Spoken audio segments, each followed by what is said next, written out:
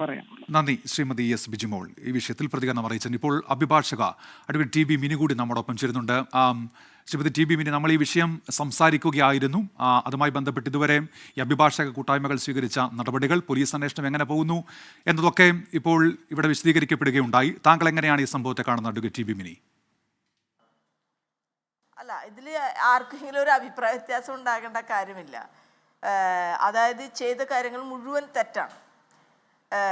അയാളെ അടിയന്തരമായി അയാളെ അറസ്റ്റ് ചെയ്യണം, എവിടെ പോയി വിളിച്ചാലും അയാളെ അറസ്റ്റ് ചെയ്യണം. ഇത്തരത്തിലുള്ള കാര്യങ്ങൾ ഒരു കാരണവശാലും ഉണ്ടാകാൻ പാടില്ലാത്തതാണ്. നിങ്ങൾക്കെല്ലാവർക്കും അറിയുമെന്നറിയില്ല, കേരളത്തിലെ അഭിഭാഷകർ, ജൂനിയർ അഭിഭാഷകർ നേരിടുന്ന വളരെ പ്രധാനപ്പെട്ട ചില വിഷയങ്ങളിലേക്കാണ് ഈ വിഷയങ്ങൾ വിരൽ ചൂണ്ടുന്നത്.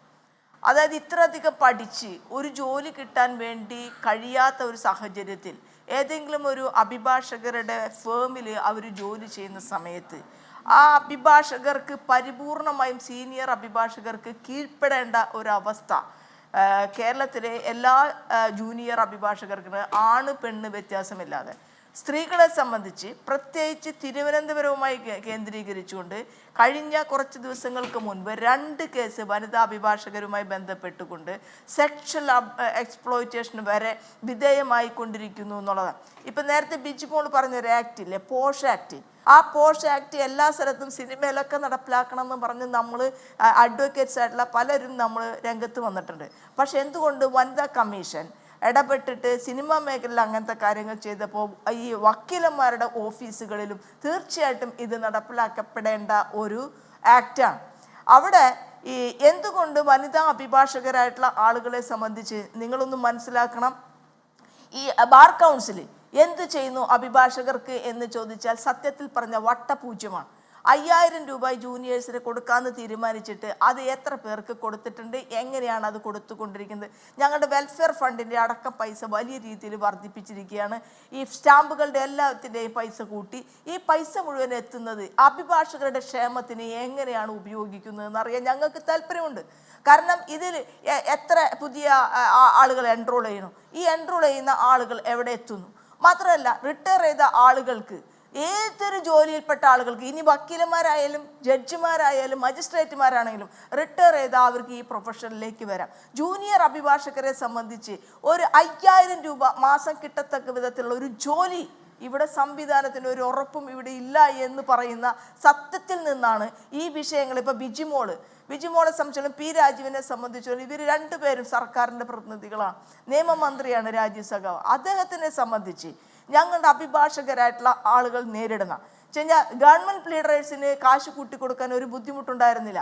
പക്ഷെ അഭിഭാഷകർ, ജൂനിയർ അഭിഭാഷകർ എന്ന് പറയുന്ന വിഭാഗം, അല്ലെങ്കിൽ അഭിഭാഷകർ എന്ന് പറയുന്ന വിഭാഗം ഒരു നേരത്തിന് ഭക്ഷണത്തിന് പോലും വകയില്ലാത്തവരായി കേരളത്തിൽ മാറുകയാണ്. ഒരു പ്രൊഫഷനാണ്. അപ്പം അവിടെ എന്താണ് ഇതിൽ തിരുത്തൽ വരുത്തേണ്ടത്? എവിടെയാണ് റെഗുലേഷൻ കൊണ്ടുവരേണ്ടത്? ആരാണ് റെഗുലേഷൻ കൊണ്ടുവരേണ്ടത്? ഈ ഒരു സീനിയർ അഭിഭാഷകൻ ഒരു ജൂനിയറിനെ തല്ലാൻ എവിടെയാണ് പ്രൊവിഷനുള്ളത്? അങ്ങനെയുള്ള ആളുകളെ അഭിഭാഷക അസോസിയേഷനുകൾ പ്രൊട്ടക്റ്റ് ചെയ്യുകയാണോ വേണ്ടത്? അഭിഭാഷക അസോസിയേഷൻ എന്ന് പറഞ്ഞ സീനിയേഴ്സിൻ്റെ മാത്രമല്ല, ജൂനിയേഴ്സിൻ്റെ മാത്രമല്ല. ഈ സീനിയർ അഭിഭാഷകൻ അദ്ദേഹം എയർഫോഴ്സിൽ ജോലി ഉണ്ടായിരുന്ന ആളാണ്. അദ്ദേഹം അത് കഴിഞ്ഞിട്ടാണ് ഇവിടെ വന്ന് പ്രാക്ടീസ് ചെയ്യണത്. ഇത്തരം കൃത്യങ്ങൾ ഒരിക്കലും ആവർത്തിക്കാൻ പാടില്ല എന്ന് പറഞ്ഞാൽ ആഗ്രഹത്തിനപ്പുറമുള്ള മറ്റു ചില പ്രശ്നങ്ങളുണ്ട്. ആ പ്രശ്നങ്ങളെ അഡ്രസ്സ് ചെയ്യണം. അതാണ് ഈ മന്ത്രിമാരായിട്ടുള്ള ആളുകൾ ചെയ്യേണ്ടത്. കഴിഞ്ഞ 10 വർഷം LDF സർക്കാർ ഭരിക്കുകയാണ്.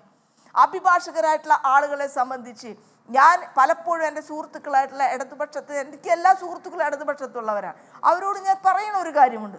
ഈ അഭിഭാഷകർ നേരിടുന്ന നീറുന്ന പ്രശ്നം, ഒരു നേരത്തിൻ്റെ ആഹാരത്തിന് വകയില്ലാത്തവരായി കേരളത്തിലെ ജൂനിയർ അഭിഭാഷകർ മാറുമ്പോഴാണ് ഏതെങ്കിലും ഒരു ഓഫീസിൽ ചെന്ന് നിന്ന് എങ്ങനെയെങ്കിലും ഓച്ചാനിച്ച് നിൽക്കേണ്ട ഗതികേട് അവർക്ക് വരുന്നത്.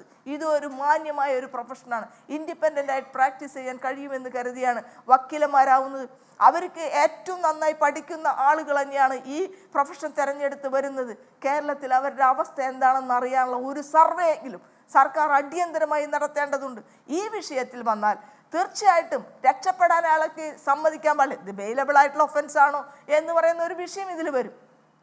എന്താണ് FIR ഇട്ടിരിക്കുന്നത്, ഏതൊക്കെ സെക്ഷൻ വെച്ചിട്ടാണെന്ന് ഇപ്പം എനിക്കറിയില്ല. എൻ്റെ അടുത്ത് അതറിയാനുള്ള അവസരം എനിക്ക് ഉണ്ടായിട്ടില്ല. എനിവേ അടിച്ചു എന്ന് മാത്രമാണ് പറയുന്നതെങ്കിൽ അത് മജിസ്ട്രേറ്റിന് ബൈൽ കൊടുക്കാവുന്ന ഒരു സംഭവമാണ്. പക്ഷെ അതിനുശേഷം എന്താണ് ഇതിൽ യഥാർത്ഥത്തിൽ കാര്യമെന്ന് അന്വേഷിച്ച് ഈ ജൂനിയർ അഭിഭാഷകരുടെ വിഷയത്തിൽ ക്രിയാത്മകമായിട്ടുള്ള